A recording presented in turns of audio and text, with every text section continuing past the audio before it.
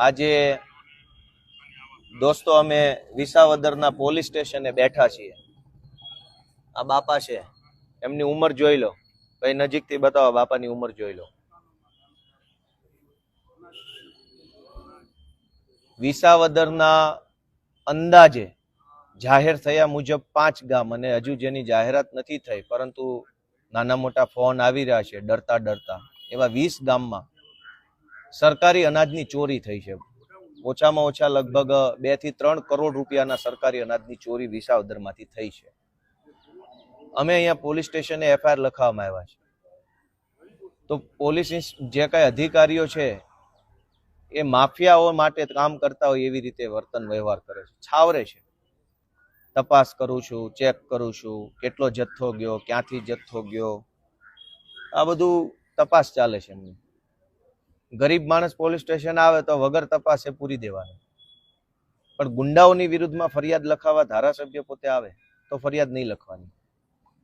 વિસાવદર પંથકના લગભગ તમામ ગામડામાં ગરીબ માણસોને જે સરકારી અનાજનો જથ્થો મળે છે, મજૂરી કરતા માણસ હોય, છેવાડાના માણસ હોય, ગરીબ માણસ હોય, એને 2-5 કિલો ઘઉં ચોખા મળવા પાત્ર છે। આ જથ્થાની પણ અહીંના વિસાવદરના સત્તા પક્ષના સમર્થનથી ગુંડા માથાભારે તત્વો જે છે એ ચોરી કરી જાય છે। હરેશભાઈ, આખી વાત આ બાજુ ફરી જાત, આખી વાત કરો એટલે આવતી જશે। આ બાજુ ફરીને કયો, આખી શું ઘટના છે?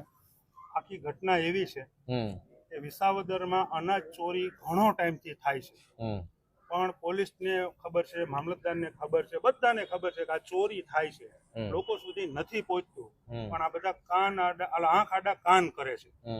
પણ આજે એવો બનાવ બન્યો કે હું છેલ્લા 15 દિવસથી રેકી કરતો હતો કે માલ આવે છે કે કેમ, પણ આજે 1 તારીખ, આજ દિવસ સુધી કોઈ ગામમાં માલ આવ્યો નહીં।